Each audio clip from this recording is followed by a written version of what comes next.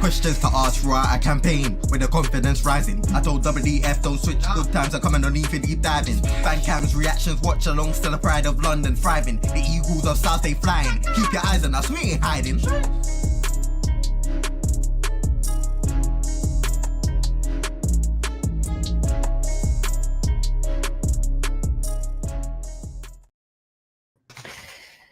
Yes, guys, welcome back to TACT-EAGLE with your host, Just Corruption, the winner of the rap battle. I still need to watch that. I haven't watched it back yet. I've not had time. I need to watch it. And Statman Dan, how's it going?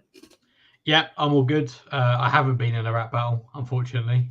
I guess I will put my name out there. I will just say, but no, I need. That's what I need to do tomorrow. Having done my research for the Scout thread on Monday and research for this, tomorrow I will watch the rap battle back. Okay, well, how you doing? You know what? I'm really looking forward to this game. Granted, I didn't get a ticket, which I'm gutted about still. So I'm gonna have to watch it on the TV. I'm really looking forward to it. The fact that we've got certain players potentially fit to start, and we haven't had football in a whole week, and Luton's going to be a big game as well. Like, they're not an easy team to beat, as we're going to show you guys today. I'm really looking forward to this. I'm really excited for Saturday. Yeah, no, 100%. I think it'll be a good game of football. Oh, of course. Let's go straight into the predicted 11.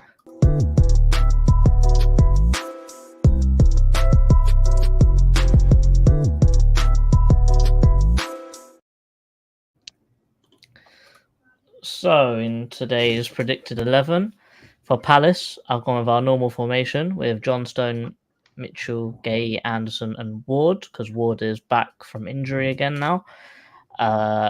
Lerma, Decore, Eze in midfield, with a front three of Ayew on the left, Edson Edouard up top, and Mr. Michael Olise starting on that right wing. Dan, talk to me. What are you thinking? I went exactly the same. Honestly, I was grinning whilst doing it because I was just like, "Oh, finally, Jeff Shutt's not playing on the left wing." No, I went exactly the same. Just briefly tell us how big of an impact having Michael Olise back is, because I've spoken to some people and I've used the cliche, but I feel like it's worthy this time. It's like a whole new signing. Oh, 100%. I mean, like, obviously he's been out the entire season, so we've not had the benefit of him being back. But also as well, not just Olise being back, I think is important. Obviously, like, he's a fantastic player and is obviously better than Ayew on that side. But I think the fact that we can then have Ayew on the left-hand side as well, swapping around with Eze, swapping around with Edouard, there's like a nice fluid free there that you just don't get with Schlupp or, to be honest, any other player that we could have stuck there. So I think his presence back is twofold.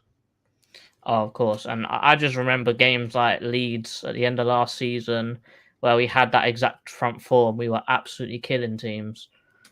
Yeah, absolutely. Moving on to Luton here, we've got Kaminski in goal with a back three of Osho, Lockyer and Menji, with Kabore, Nakamba, Barkley and Doherty. We're going to talk about Kabore in a second, with Townsend and Ogbene on the wings, with Morris up top.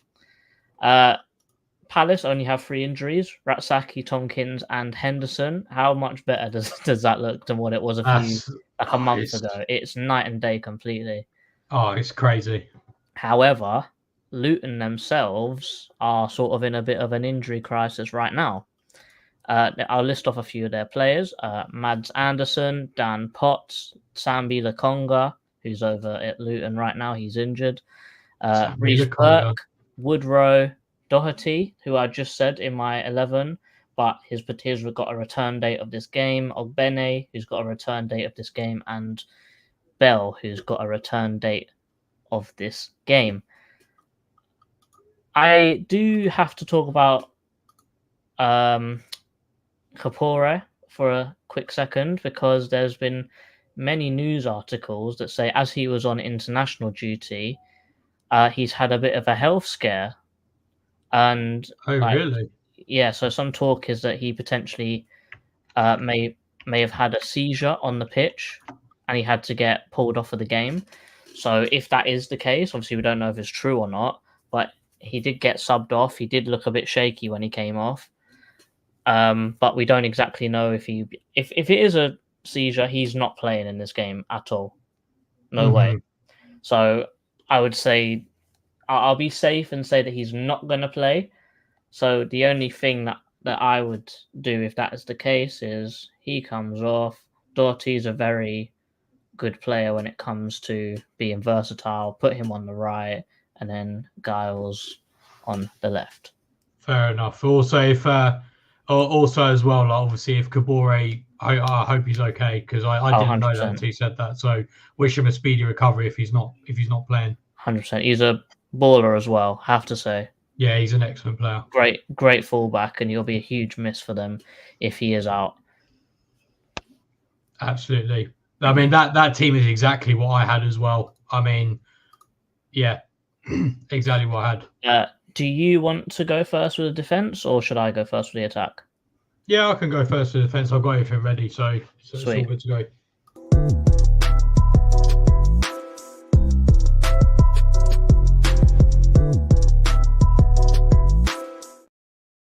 Right, before I do these, let's just go through some of the comments. So, big up Nicky. Big up Rich. Return to the channel. Yes, big up Nicky. Yeah, we'll see him very soon. Big up yourself. Rich, shame on you, Dan. I've watched it 7 times already. Well, I'll watch it 8 times tomorrow then. That's 8 hours. Okay, I didn't realize an hour long. I'll put in that graph. Big up Neil. Big up Cody. Yes, talking Palace. Always. We were just saying off air. The international break always feels so long when there's like 2 weeks feels like such a long time. Big up Cody. Big up Rich. Do I think Elise will start? I'd like to think he will. A whole extra 2 weeks to train. Yeah, I think. Yeah, and also he did get minutes in the Everton game, wasn't it? I think he got about 20 minutes, so it wasn't like he was on for 5 minutes, for example. Yeah, I think. I mean, I think he will start personally, because, and also as well, I feel like we need to really get into, as you'll see in a minute, like we need to get into Luton. Yeah, so I agree with Rich. Nicky's agreeing with Chairman. I can see both sides of it. I can see both sides of the argument, to be honest. And do we see França? I think starting, certainly not. I still think he needs a bit more time to build up his physicality. I was happy with his technical ability in the Stevenage game. Stevenage game. Was it? That was the one that was played in the game. It's not in Wimbledon. No, he played Wimbledon and then he played Stevenage the week after. So the Stevenage game, I was happy with his technical ability, but I think he just needs to develop that physicality, which I'm not really surprised about. So I think he might get some minutes at the end of the game if we're winning comfortably, but I don't think we will be. So I don't think we will see him in this game. And Rich, Mitchell helped defensively. Absolutely. I have to say this season, since Pete, he's another victim of Patrick Vieira, I swear. Because I thought he was finished last season, and this season he's been playing very solidly. I have to say it's true. Vieira low-key had me thinking Eze was finished. I can't lie. Honestly, that will be my biggest shame for the rest of my life, thinking that Eze was finished. Patrick Vieira had me saying that. Oh yeah, we should ship off Eze for like 20 million or something, try and recoup our money.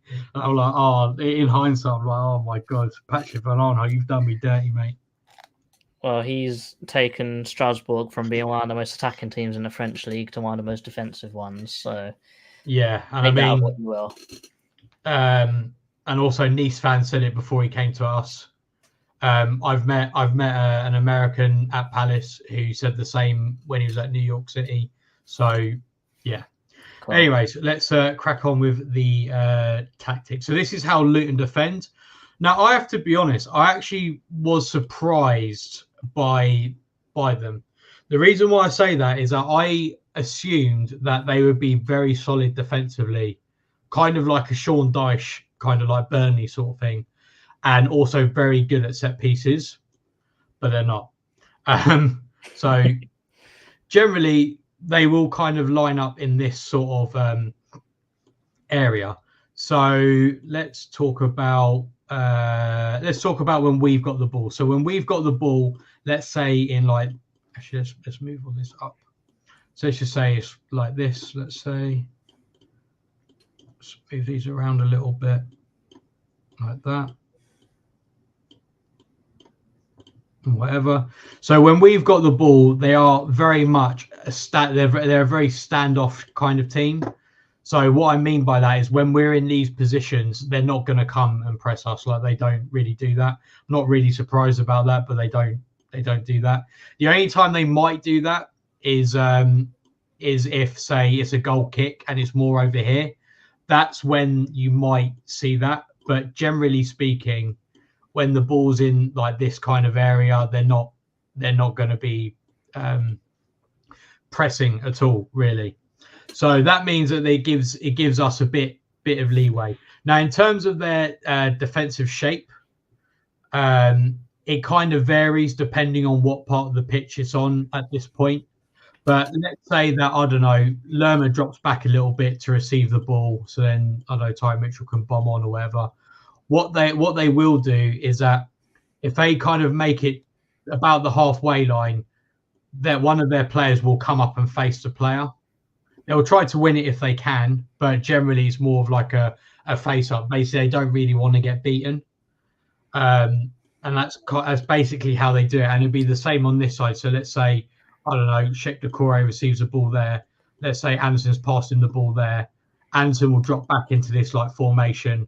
And I don't know, someone like Ogbene will then push up just to face them. I think it's just to try and stop these like diagonal balls and like forward balls. I think that's basically why they do it. But generally speaking, this is the kind of formation you can expect. It's either a flat 5-4-1 where Morris doesn't really tend to do much.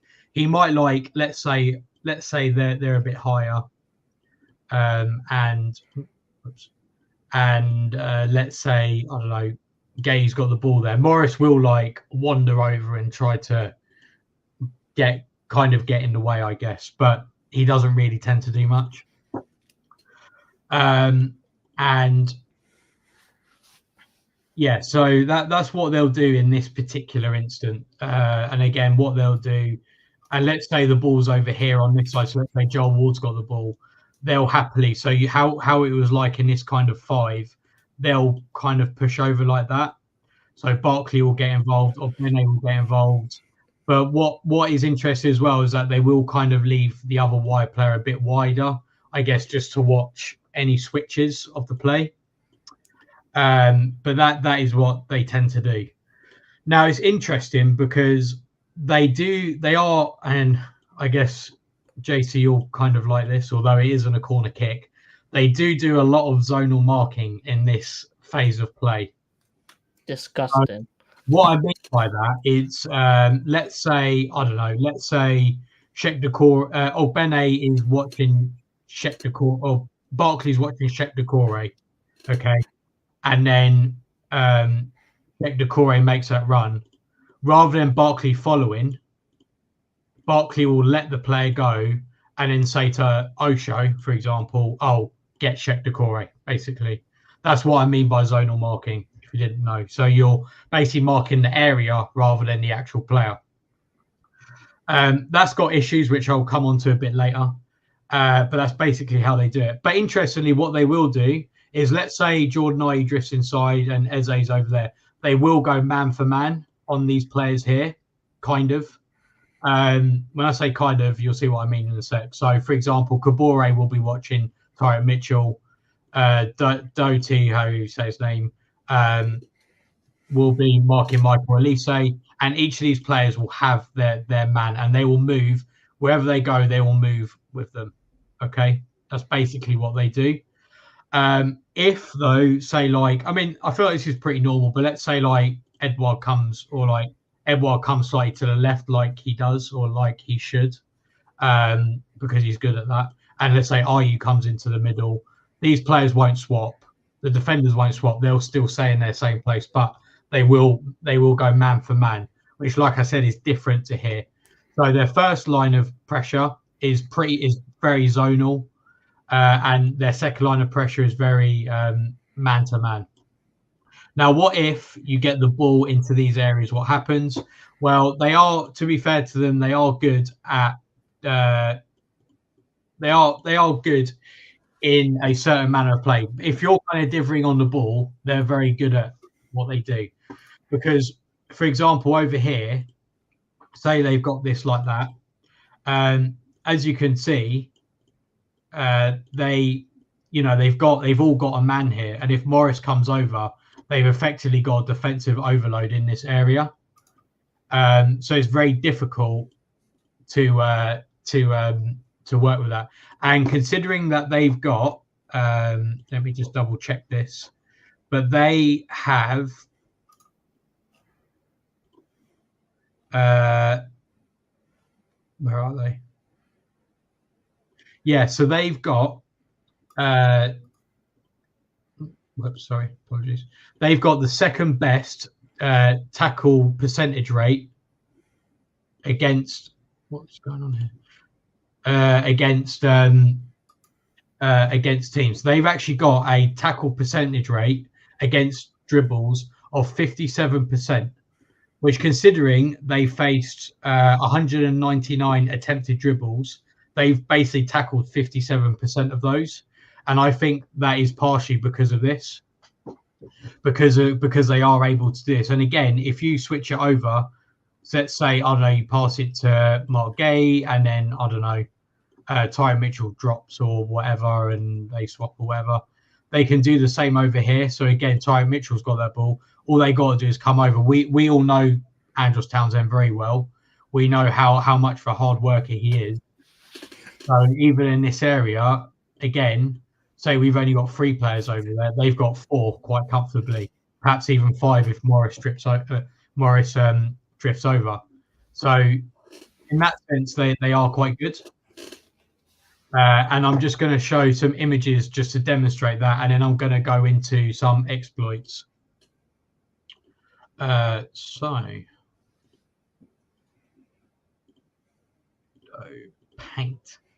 Paint.net. So this is what I mean. So don't know what, it always annoys me why they don't open this in order, but yeah. But anyway, so as you can see, this isn't specific to the wing one. We'll see that in a sec. But again, they've got a lot of players here through the middle. They try to shove you out wide. I'll zoom in a bit, mate. Oh, yeah. There we go. Don't need that. So they try and force you out wide by having so many players here. So in this middle section, you got 1, 2, 3, 4, 5, 6, 7, 8. And I'm fairly sure there's one like here, pretty much, and another one just a bit further over, because that'll be their fifth defender. So they do like to defend quite narrow in that sense. They try to force you wide. And as you can see there, this player's, I can't remember, I think this is Fulham, trying to pass it through. They tried to flick it on, but again, this player has already got 3 players around them by the time they reach the ball, and then they've also got these players here that can kind of cover. So that's how it looks in an actual game. And I believe the other one I've got of this, so I'm not stupidly, I decided to name them the same thing. So that wasn't it wasn't the cleverest idea. It wasn't a big brain. But again, here's another example of how they like to get bodies in the way. We're actually going to look at this one again in a sec, because I think this was against West Ham, actually. We're going to look at this one again. But again, you got 1, 2, 3, 4. But just so you know the context, by the way, they've gotten to here and then they've tried to cross it in basically, and then they've got 1, 2, 3, 4, 5, 6, 7, 8 players there in the box. So basically, they've got 2 players who are not in the box. One of them will be Morris. Sorry, not Morris. Yeah, Carlton Morris. One will be Carlton Morris, and another is I don't know where they are, but yeah. So that's that. Now, okay. Now you've seen all that. Now you're probably thinking there are probably some exploits. Well, you are correct, because look, I know that there was that tweet that said about how they've only lost by 1 goal at home all season. But all I'm going to say is in all of their games, so in the, how many games are we in? We're in 12, played 12 games. They've only had 1 game where they've conceded less than 1 XG. So, and that was against Wolves when they had a player sent off in the 38th minute. So they're really not as defensively sound as perhaps you might assume that they are, because I assumed that they were, but they're not. They have been helped by their goalkeeper, who has statistically saved the most goals this season than any other keeper in the league. So they are being held up a little bit like that. And again, to caveat that stat that I just said, okay, one was against West Ham. They lost that game 2-1. They did play all right. Wolves had a man sent off in the 38th minute. Well, yeah, the goalkeeper's got a 3.6 saves per 90. Yeah, and when you do the post shots expected goals, I think he's like +4, which is like wow, which is really good. Yeah, exactly. So goals conceded per game is 1.8. Yeah, and well, I mean, I'm not surprised because like I say, I'll show you the examples, but they're not that defending sound. The other home game was against Burnley, who we know are just trash. Another game was against Tottenham. Okay, fair enough, they did do well there, but Spurs again had a man sent off. So, and then the other one was their draw against Liverpool, which I thought Liverpool were incredibly unlucky not to win that game. So there are caveats to that stat. So I'm not saying it's easy, because for me they do remind me of like Nottingham Forest. I think they are growing as the season's going on, and I think they do have something about them, but we should really be beating them. So I'm going to talk about how to exploit them. So I've got 5 folders. When I say folders, I mean like as in actual scenarios. So 5 different scenarios. I've kept 1 example to each scenario just so it doesn't run on for ages. So the first one I'm going to do is defending crosses. Now I'm going to talk about like what I talked about earlier in like how they defend with their 5 whatever. You'll start to see the gaps in it in a second. So this is the first one. So Man United have got the ball there. I don't know who that is. Now for these examples as well, I made sure I chose mid-table clubs for these. So you know we're not going to be seeing any Spurs or Liverpool examples. So Eric 10 mid. Eric 10 mid.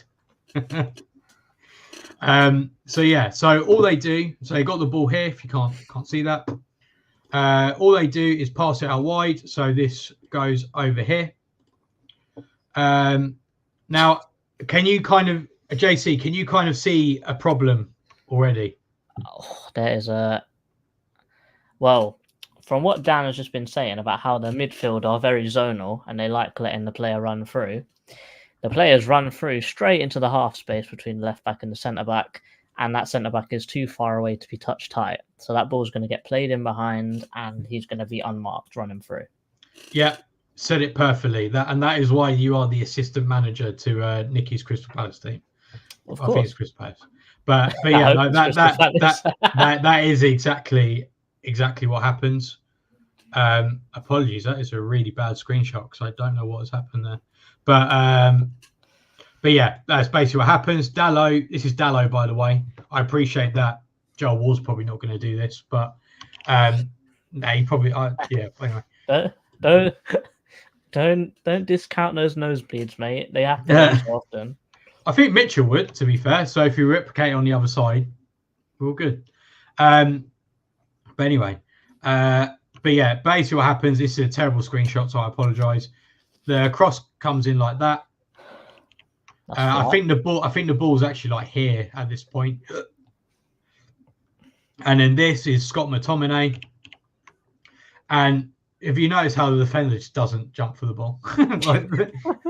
Well, that's why I done it again. It did it in the wrong order. Sorry. So yeah, Dalot gets the ball, crosses it in like that. Scott McTominay just has a little run. Defender doesn't jump. And if then you have a look, the guy in front of him's not even looking. No. Well, this is what I mean. Like that, I think, and you'll see it. We'll see it with one of the other examples. But they're not very good at facing their own goal. I think because they spend so much time in their low block trying to keep the ball like in front of them, they're really not good when you do get behind them. And I think that's why they lost 4-1 to Brighton at the beginning of the season. Because, yeah. And also they're just running behind. That's just their thing. Yeah, exactly. And yeah, so that's basically it. So yeah, doesn't deal with the cross. McTominay misses, but it's a chance. Mm-hmm. So that was that. What I'll say is I hope you guys are listening to what Dan's talking about here, because when I talk about the attacking side, there's going to be a lot of irony with what Dan's saying, because it may or may not be the exact opposite of how they actually score goals. You know what I've noticed, though? I've always noticed this since we've been doing this. It always seems like the way teams play is like... If you play like them, you beat them. Yeah, if you play... Their biggest weakness is if you play like how they play. It's really bizarre. I don't know. I can't explain the phenomenon, but like, yeah, I don't know. I know it happened with Villa, 100%. Yeah. It's happening here. I think the same thing with Everton as well. But yeah, no, it's 100%. But anyway, so they got the ball here, so we could very easily imagine this is Anderson.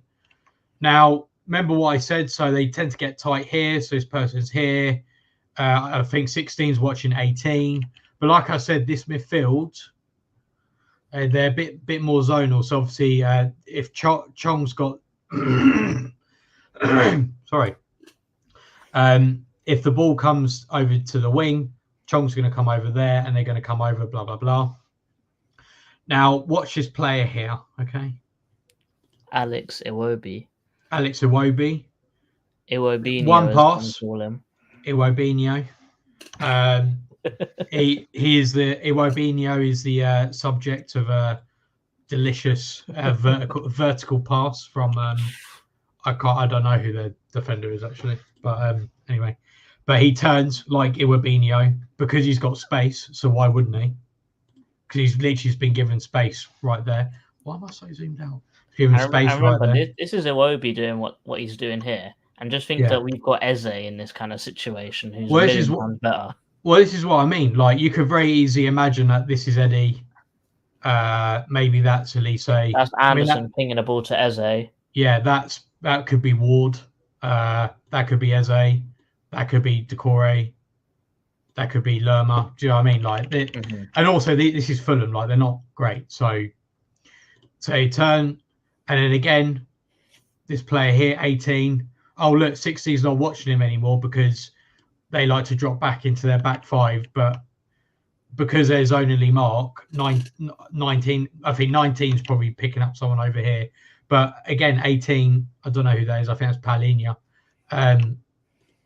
But again, turns, passes in the ball. And then, because they're over here, because they're all on this side, so we've got 1, 2, 3, 4, 5, 6. Sorry, 6. Yeah, 1, 2, 3, 4, 5, 6, 7, 8, 9, 10. All of their players are in shot here. So that means Willian has been, all Paulinho's done is turned, pinged it through that gap. A diagonal pass, which we'll see in the other examples again. They don't like diagonal passes. Receive the ball, whip it in. And then I believe what happens, the goalkeeper saves it, but it falls to this player here, who, again, bearing in mind, their defender is in front of Carlos Vinicius there, spills the ball, and then Carlos Vinicius basically got a tap in. So, again, I think there's elements of gaps in the lines where they have a mixture of zonal and man marking, and also, again, like we saw in the other one, they're not very good when they have to defend towards their own goal. Right, so example number 3 of 5. So I shouldn't be too much longer. So this I've called space when not low or mid block. So this is basically in transitions. And like I said, Brighton beaten 4-1, deservedly so, this at the beginning of the season, because they generate those kind of transitions. And also, interestingly, one of the highest, in fact, the joint second highest amount of XG they've conceded in one game this season was against Nottingham Forest. Because I think, now annoyingly, this wasn't available for me to watch, so I wasn't able to watch it. So apologies if this is slightly wrong. But Forest are a very, very good counter-attacking team. And I think they're very susceptible to counter-attacks, therefore, based on those two assumptions. And as we can see here, this is, again, Burnley, who we know are rubbish. Oh, whoops.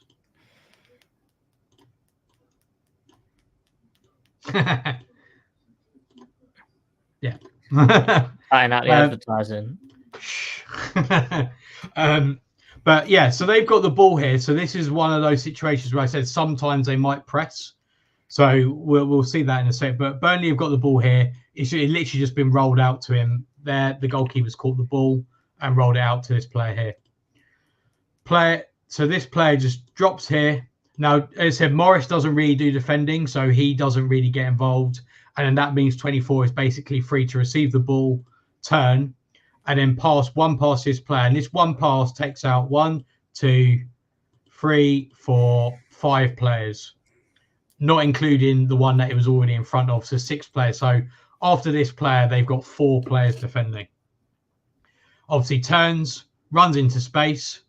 Got your 4 players there who are relatively flat.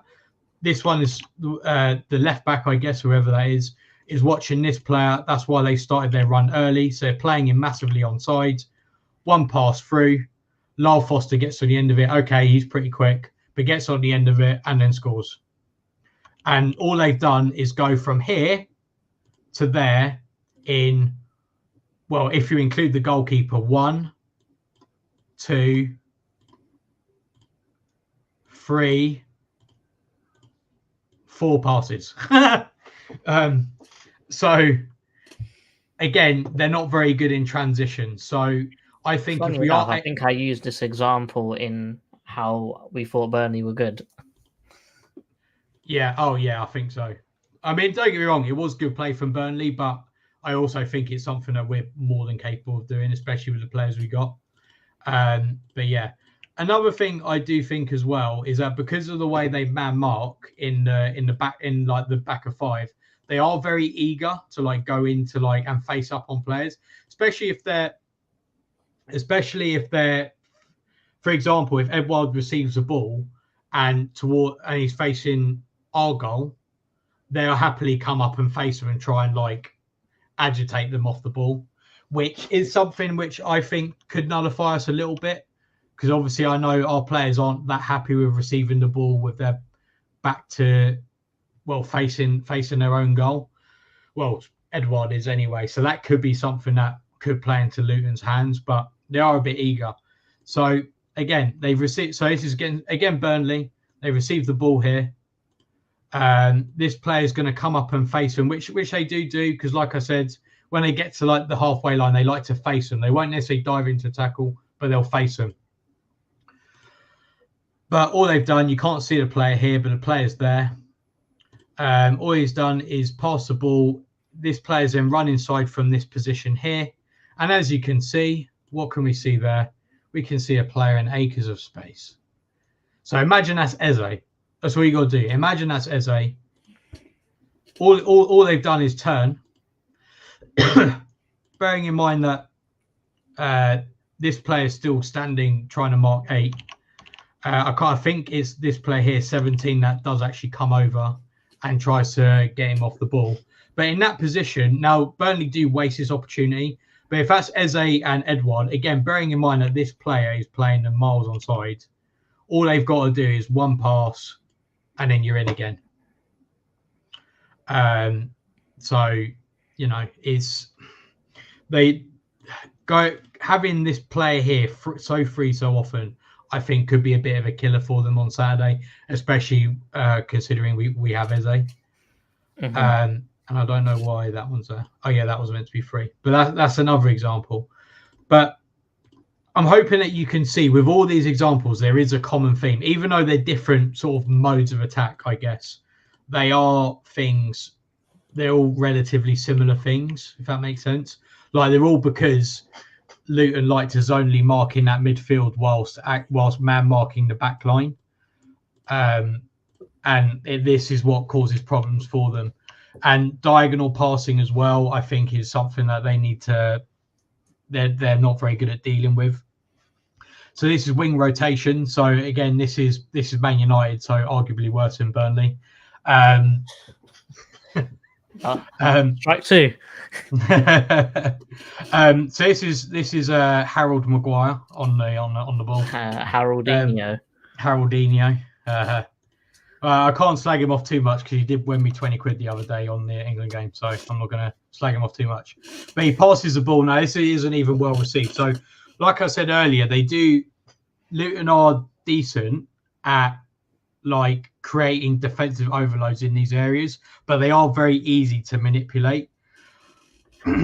I think, and when you're in this sort of like deeper area, like I think they're much better at doing it. Let's say if like the ball was over here and they had all their players over here, that's when they're decent at it. But when it's kind of withdrawn a little bit and into more like these kind of areas, this is when I think they're quite easy to manipulate.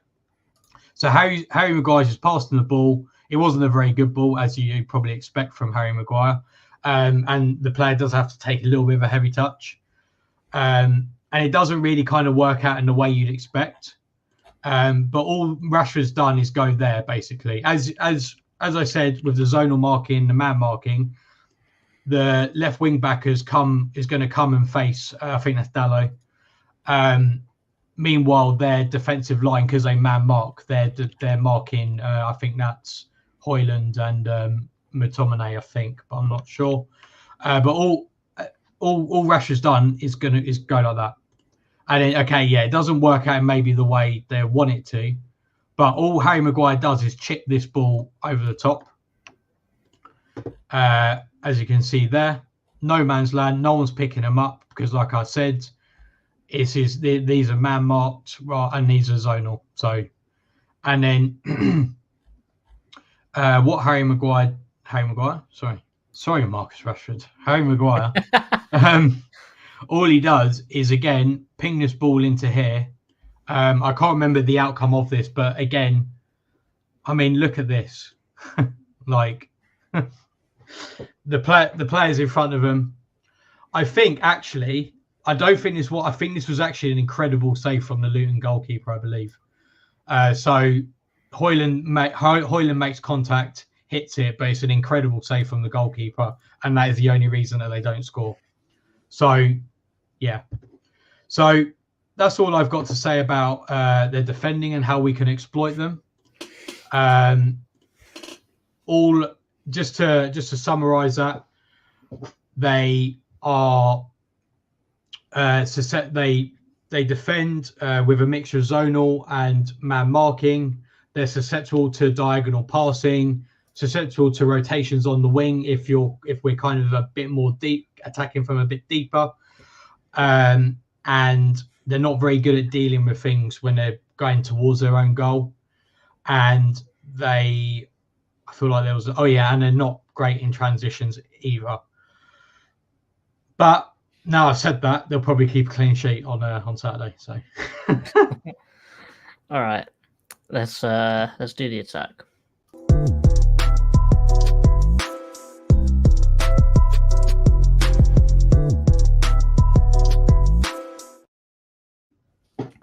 So we can split Luton's attack into, I guess, two sections.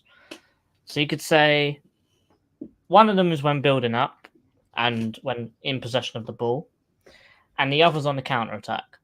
And because there's less to talk about when they've got the ball, we'll start with that. And the first thing I'm going to do is read you off some stats. So Dan, I'm sure you're happy about this one.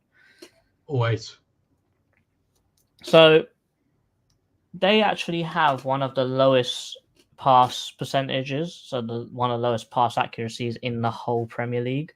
I think they're 16th in the league. They've only got a 70.8%, which actually sounds a lot, but if you think that they make only 213 passes a game, not passing 30% of those on target actually is quite a lot of passes going astray. But there are some reasons because of that. And this is because they have 14.7 long passes per game, e.g. humping it long, and 6.1 crosses per game as well. So how does that affect how they play? Basically, their back three is pretty solid no matter when they're attacking. If they're defending a corner, if they're Whoa, massive. Pause. If they're defending a corner, for example, whatever's happening, they try and keep the back line as solid as possible, that midfield line as solid as possible, but they want to keep the attack very free flowing. Let's say, so if obviously this is just a caveat, is if Kapora is playing, but if he's not, this probably isn't going to happen. He almost acts as the right winger when they've got the ball. And Townsend does what he used to do for us. He'll tuck inside, but he'll take a few yards. He won't be pressing the back line. He'll take a few yards. This is purely to give more options. So when, let's say the ball's going down the left side, Kabore is absolutely ran past Mitchell here, and Mitchell's on his way back. Lerma will come over to support, and Townsend will pick up a lovely space here, which, remember what he used to do for us? Ward would pass him the ball, and he'd go like this. Yeah. Straight into the box, and Tekers would go and head that in. So I guarantee that Townsend has not lost that, I guess, famous trick that he always pulled off. And to be fair, looking at how much of the ball Morris wins in the air, because his aerial duels are nuts. Very good shooting accuracy, and he's got a lot of power when he's heading the ball. But when we're talking about this, about them attacking and building up, as Dan said, they're very zonal and they're very static as a midfield as well. So Nakamba's not going to be running forwards and making a run. Barkley normally would, but in this system, he's not doing that. He's just screening the area. If Nakamba's got the ball, he'll screen. He'll come short. He might go forwards a little bit, but he will never leave this sort of area about here. So they'll pass the ball about. Jobs are good one. But their main in, if they've got the ball, their main in is hit it long, nod it down to either Townsend, who's running in, or Ogbene, who's running in behind.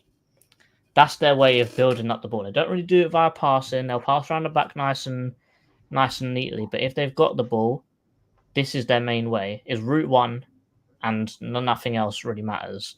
But because they are route one, I would say that they're a team full of commitment, because the amount of players that they flood forwards just to get into these kind of situations, and that's how they've scored all their goals so far this season, just flooding people forwards, winning that second ball, and being tenacious. And they've scored a goal, which I'm going to talk about a little bit later when we go through the images, that really, you can really see it.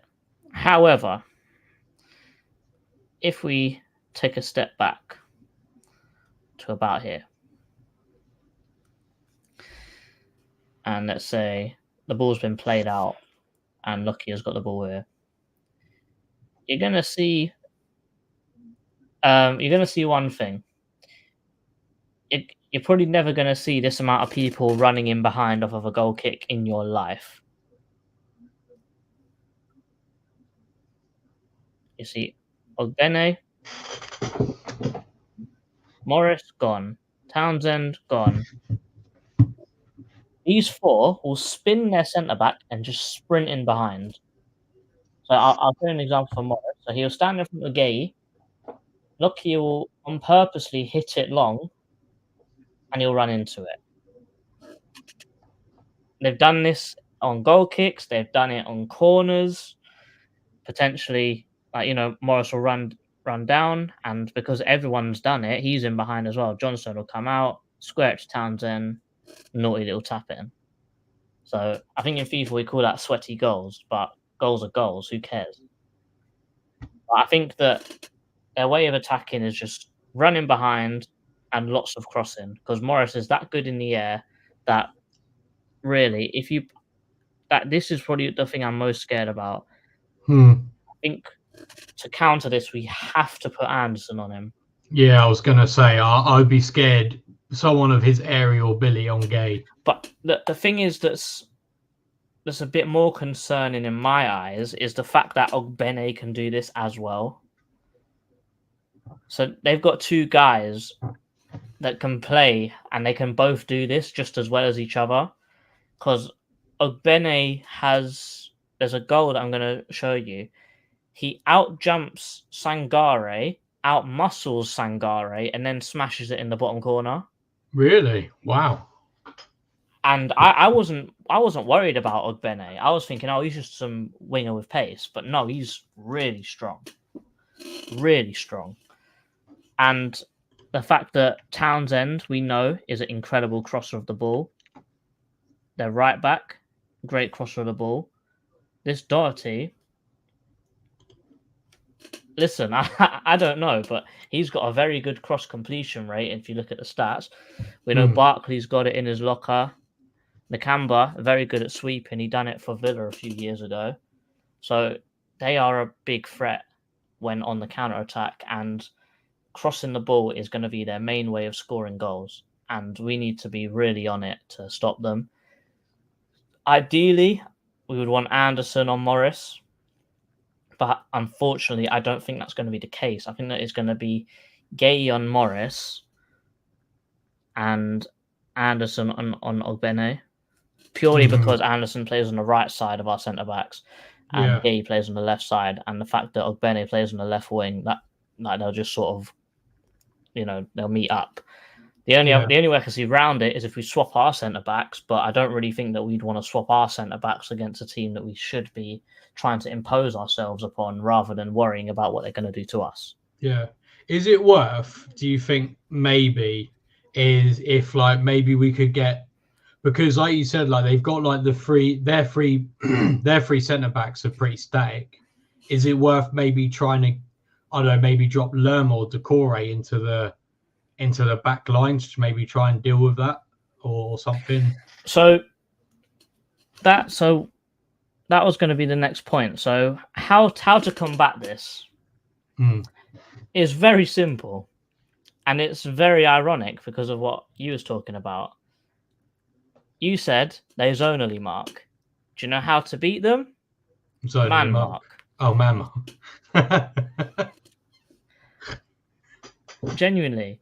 I wouldn't say it's dirty tactics, but I'd say it's pretty regular for what a Roy Hodgson team would do.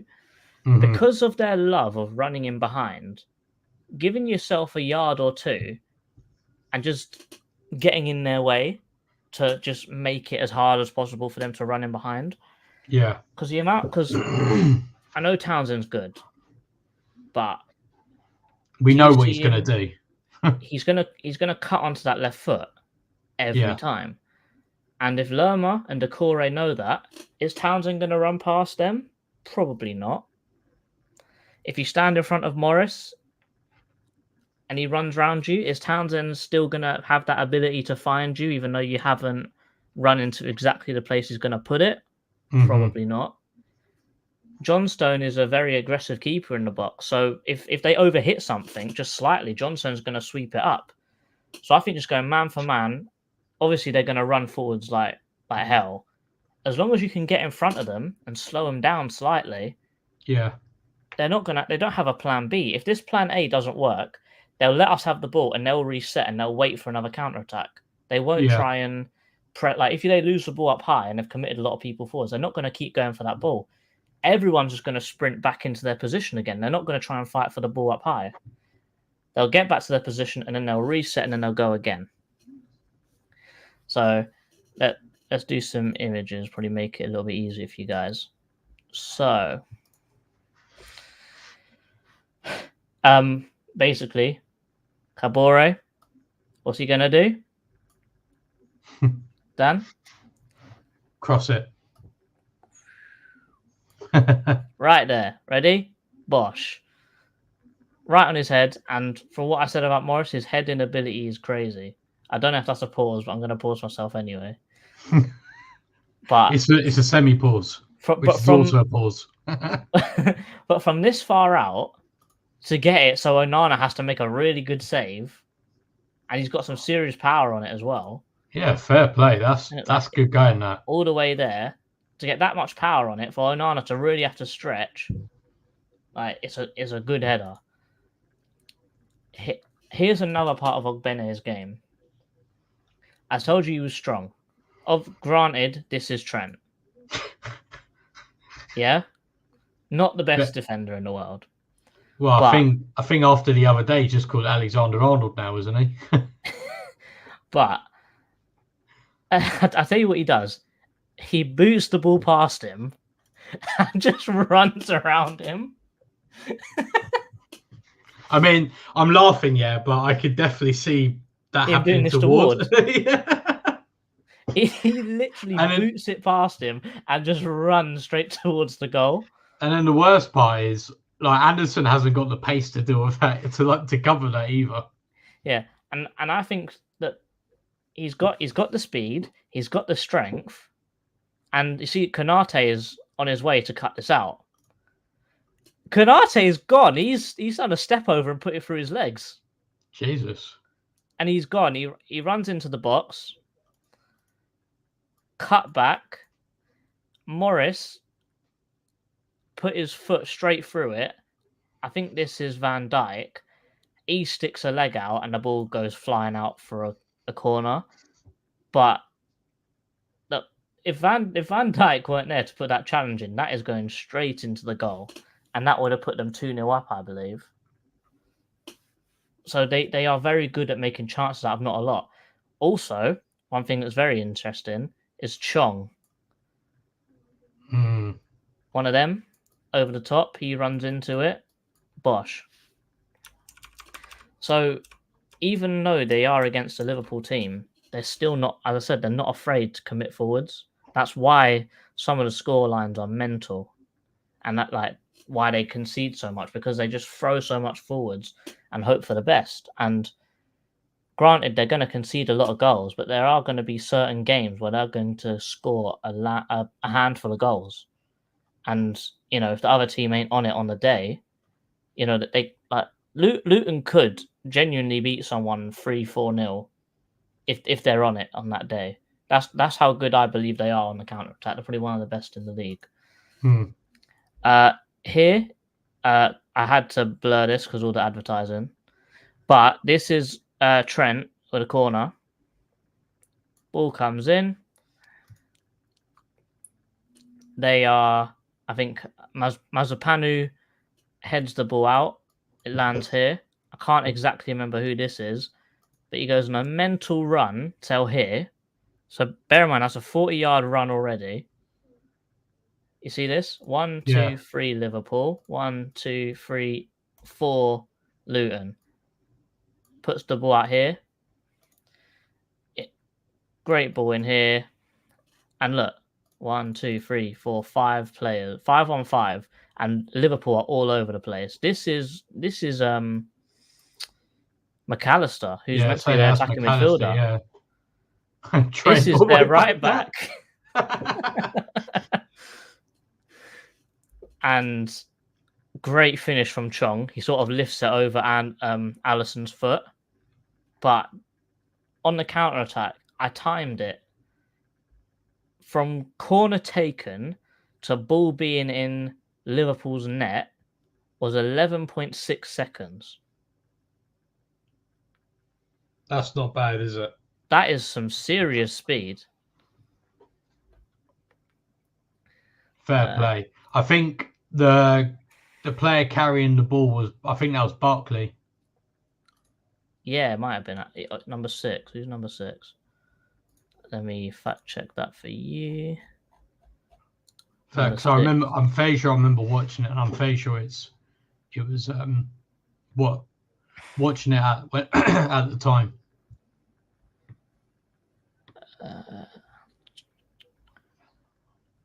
Yeah, Ross Barkley.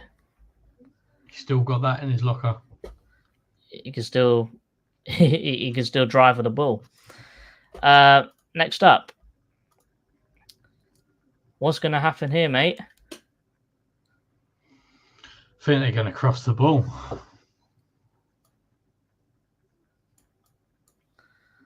Correct. This is a bit of a weird one, but I still think it's a good talking point. Basically, the ball bounces about here because the cross is so bad. The ball comes up.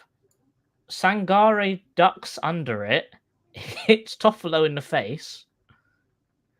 The ball goes wee, plop, and then he just goes whack. Really? Yeah. Okay, I'm gonna YouTube that goal after the thing. It is hilarious, but I think the fact that he's just seen it, thinking, "F it, whack, goal, onside, everything, just fine." And this is literally the last 30 seconds of the game. I think this is Lockyer. What's he gonna do, mate? Cross the ball. Well, lump it long, but yeah. This is the Ogbene goal. Humps it long. Ogbene out jumps Sangare. Sangare is behind him, and I can't remember who this is. I think this is Dominguez. So he out jumps both of them. Heads it this way. You see, both of them are trying to hold him. He runs through them both and goes whack straight in the bottom corner. Fair play. What a goal. And showing the amount of strength there is incredible, in my opinion. This is another one I'm saying of their will to get forwards. So this is the ball here. Number 9 gets his head on it. Dunks over here to Ashley Young. Ashley Young is asleep. Man's taken some night nurse. He's got the ball at his feet here, yeah? Would you believe me if I told you that Everton conceded from this position? No. Ashley Young takes a touch and Lockyer throws himself in front of it. He boots the ball against Lockyer and it goes whack straight in the net. Just throwing yourself forwards, showing how tenacious you are to win the game, and it gets you a goal. Classic. Incredible. Here. What's going to happen here, mate? Cross the ball in, and I presume Morris is going to get his head on the ball. Morris, clear, running towards the goal. Down to the back post. Morris hits it first time, and an unbelievable finish, I have to say.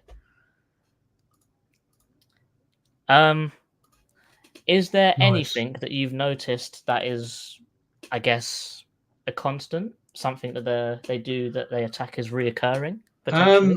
They like to cross. They like to I never thought you'd realise that one, mate. hit it long and try and get in behind, and they like to get Morris to try and head the ball. That's it. But the way to combat it is the same thing as we said on the tactics board. You go man for man. You don't let them run in behind. You keep your body in between them and the goal, and they don't really have a plan B. Yeah, Maybe a bit of individual brilliance from like Kapore and Ogbene to run with a ball and drive, but other than that, they don't really do that much per game, like maybe once or twice per game. If we can sort it out, stay solid, keep your distance properly, stand them up is probably what I would say, because as you said, when they defend, they like to back off. And what I always think is, if however they train is you should do the opposite against them, because if they play like that in the game, they're going to train like that, aren't they? So if in the game you do something that they're not comfortable with, you get in their face, you press them down fast. They're not gonna be comfortable. It's not gonna be something they're used to, for example, because they like standing off. They're pretty used to people standing off. However, if they've got the ball and you just clatter straight through them, I don't think they're gonna have the players. I wouldn't say that they're not good quality, but I'd say that they're probably not the quality to overcome that change quickly. I'd say it probably take them about 45 minutes to buck up their ideas and find something new to do. Yeah. No, that's fair. Yeah, that makes sense.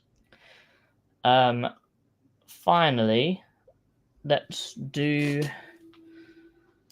some score predictions. I think I threw you under the bus last time, so I'll have a go this time. I think the fact that they've got Andros Townsend and Sambi Lukonga, who's potentially back for this game as well, might I add. I reckon one of those are going to score against us. I reckon this is going to be Townsend's one worldier season against us. So I'm going to go with a 2-1 win to Crystal Palace. Okay. Because I think that Michael Elise and Ebere Eze are going to tear whatever backline they have apart. Because they have played against Liverpool, granted. But other than Liverpool, I don't think they've played against a set of players that are as talented as they are. With all the men on the pitch. Yes. Yeah. So I would say 2-1 Palace. I'll go with that. Yourself?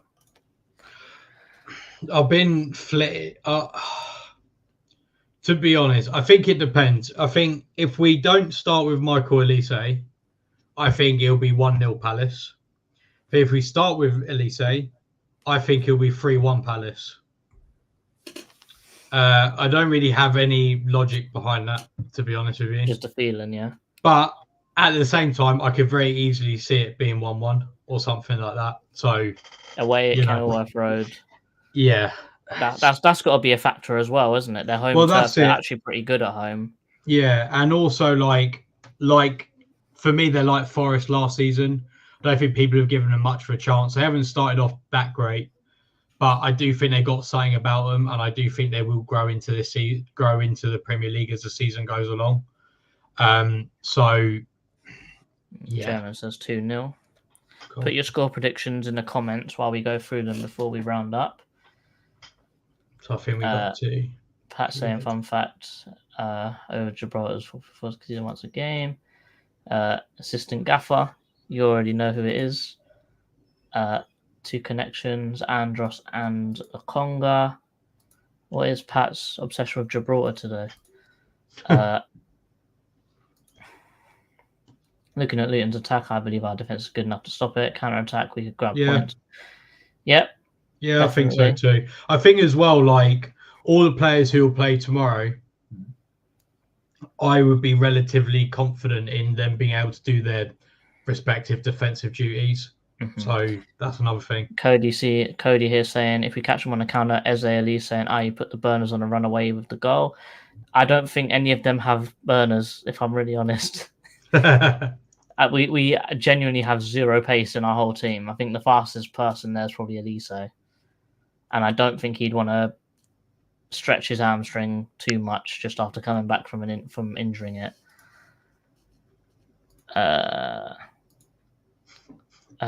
Rob Edwards is a part of their team. Rob Edwards is their manager. Because it was funny because he got sacked by Watford last season, midway through the season, went to Luton and then got them promoted. That's just the Watford way, isn't it? Actually, my dad said when they're in the Championship, even lads win at Palace, do you think of our 10-point deduction? I think is rude. I don't. I would say that if Everton get 10-point deduction off one charge, City and Chelsea of their hundreds, I would say, because we're not going to go into it. I'm sure that Nicky will talk about it in the Premier League review, because we have to talk about it somewhere. But I think my opinion on it is kick them both out of Europe for 5 years and relegate the two of them. Because if one charge gets you a 10-point, then 100 and something should be basically right off a whole season and mess up your European career for a few years. Yeah, I think I agree with what Rich is saying. I think because they're bringing in the football regulator, I think the Premier League are trying to act all Bertie Big Bollocks at the moment, and it is past 9 o'clock. I think they're trying to act all Bertie Big Bollocks and try and basically say to them, "Oh no, we can police ourselves," and I think that's why they've made an example out of Everton. But having said that, I think they've set a precedent. As long as they're consistent with it, then that's fine. But you can't going forwards if other teams aren't apprehended in the same way or worse or for whatever the charges are. Then I think that is bad, in my opinion. And also, like, I feel sorry for the fans as well, because at the end of the day, like, I mean, I've always liked Everton fans, and I think the only people who have really suffered out of all this are the fans. So, like, Mashiri's gotten away with messing it up. Other teams in the league so far have gotten away with potentially breaking rules. So yeah. And also, again, I agree with Richard's second comment there. I think if it was to happen to Everton at some point, I think this season is probably the best one, because I don't see Sheffield United or Burnley staying up. The other one I think is going to be a toss-up. But honestly, I think Dyche is a really good manager. He's gotten playing really well. I think all of us and everyone I know has said that they'll think that Everton will stay up. So, yeah. 100%. Some score predictions. Rich is agreeing with me, saying 2-1 Palace. Nicky's agreeing with you, saying 3-1 Palace. Same thing with Pat. Loso saying 2-0 Palace. Cool. Dan, anything else you want to touch on before we finish? No, I think we can't cover that very comprehensively. Cool. Guys, I'm not sure if there's going to be a watch along, because I'm probably going to be hungover as hell, because we're celebrating Rihanna's birthday the day before, so I'm probably going to be finished. But as always, guys, thank you very much for watching. The match preview is going to be streamed tomorrow at 7:30, 8 o'clock. Tune in. Dan, are you able to make that one? Tomorrow? No, I've got football. All right. Potentially a watch along, but don't expect anything because of that. Right there.